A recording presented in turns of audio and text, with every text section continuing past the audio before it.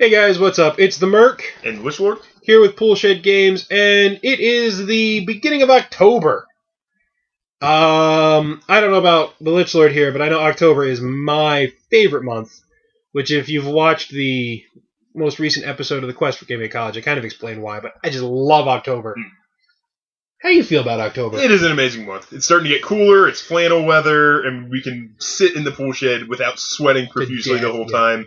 And it's beautiful outside in general. Mm-hmm. Plus, I mean, you have the spooky atmosphere that comes with Halloween there and is things just of that nature. Something about October where if there is such a thing as a veil between the worlds, between, the living and the dead, the real and the ephemeral, it feels like it's thinning.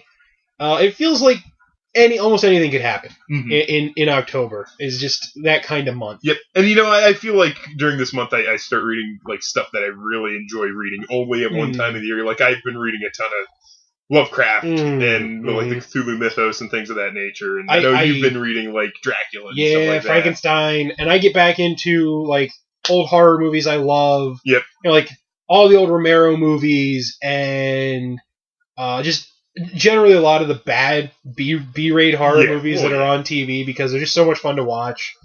You start getting the horror movie marathons on like AMC, like their 15 days of Halloween or whatever, and you can see like the whole Jason Voorhees series or the whole like Freddy.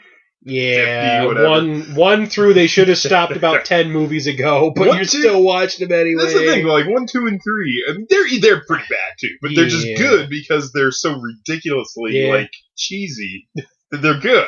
And there's something about this month too, because it really it gets my creative juices flowing. I want to write, I want to read, I want to run games, I want to do all kinds of fun stuff. Speaking of games, indeed.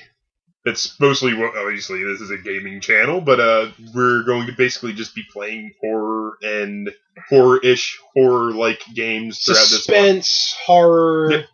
But, some of the, mostly board games, because honestly, we really don't have any miniature games that are, like, miniature games based on there really aren't good horror miniatures games.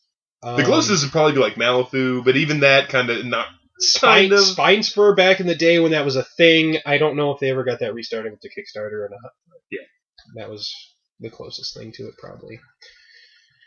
But speaking of those kind of games, I think what we're going to try to do here each week is talk about one of our favorite, like, spooky, suspenseful horror type games. I don't know what day of the week that'll be coming out, but we'll try to do it either where both of us can be together or I'll do it at college while I'm there, depending on schedules and things. But we're going to be talking about games like Pandemic, which I guess it's kind of topical to now with the Ebola thing going on. I mean, there's nothing more suspenseful than trying to save the world from virulent death. I mean, it's not necessarily like a supernatural horror type of game, but I mean, it still definitely has that horror aspect to it where, I mean, what's more terrifying than getting a terrible disease and everybody dying, It's and knowing that you and your friends could have saved the world and you didn't. Yes. You dropped the ball on that one.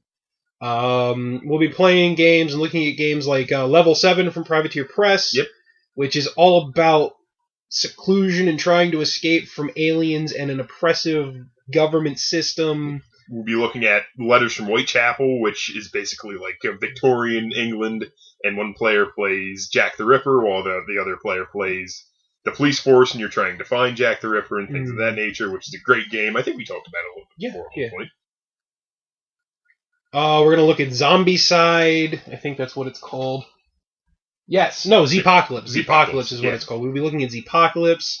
We're going to be trying to give that game another go, because the last time we played it, ended in horrible, gory deaths for both the Lich Lord and myself. Then I think it is the type of game where a second playthrough. I mean, because there's a big rule book, and it's a very complex game. Yeah. I think after playing it once and kind of having a basic understanding of how it works, then playing again and getting more in depth with the rules, I think we should have a better game. Because the last time we played it was a massacre. The day cycle on the first turn went great. We thought we built some defenses, got some gear, and then the zombies came. And we died horrible, gory deaths.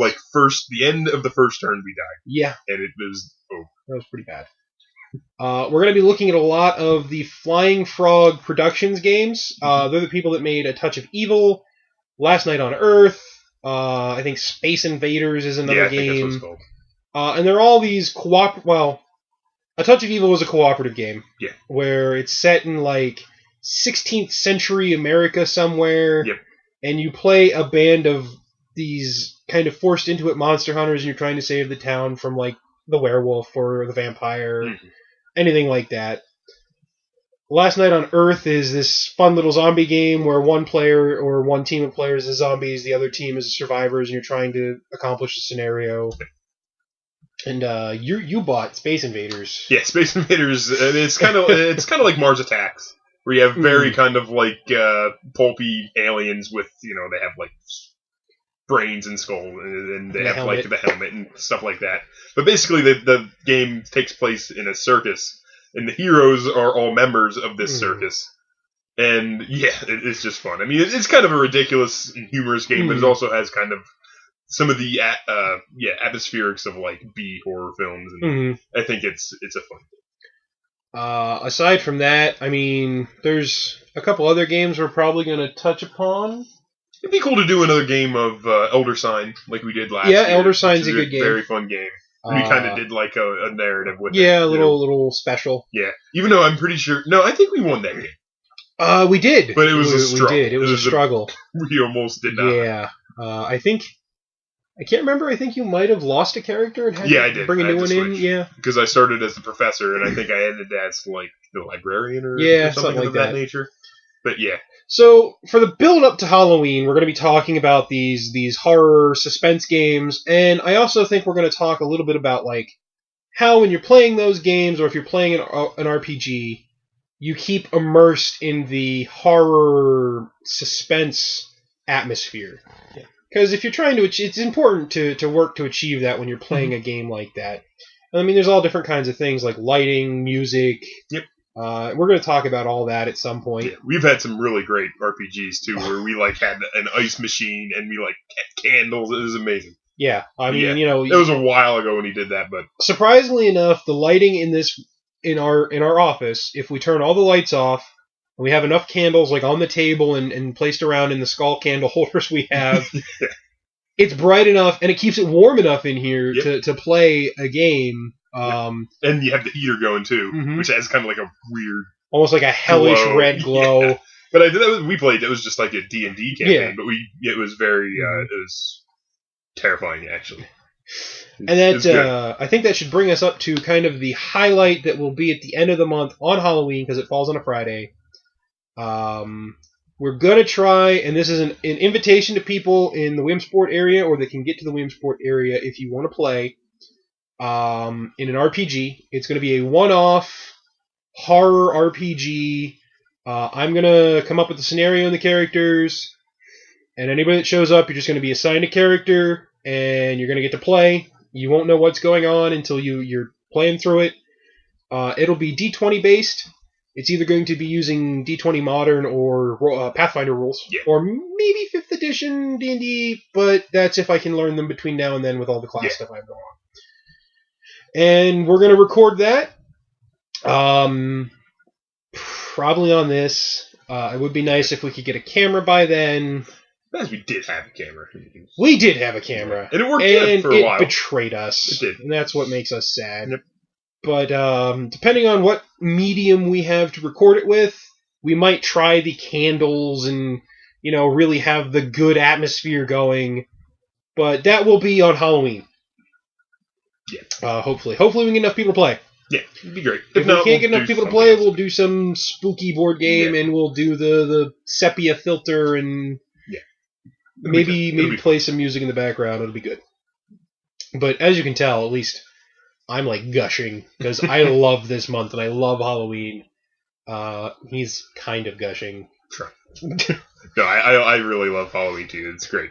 But I think it's going to be a good month here for us at Poolshed Games. I'm really looking forward to the videos that are going to come out this month. And then after this month, we're going to have to decide what we do for November. November's actually October, right? Yeah. Yeah. I just think I was like, yes. Yeah, it goes November, is December, November, December. October. Which, after this month, there's only 2 more months left in the year. Yeah. And that'll mean it's almost been 2 years of Poolshed Games. Yes, that is very true. Which is crazy to think about. It is.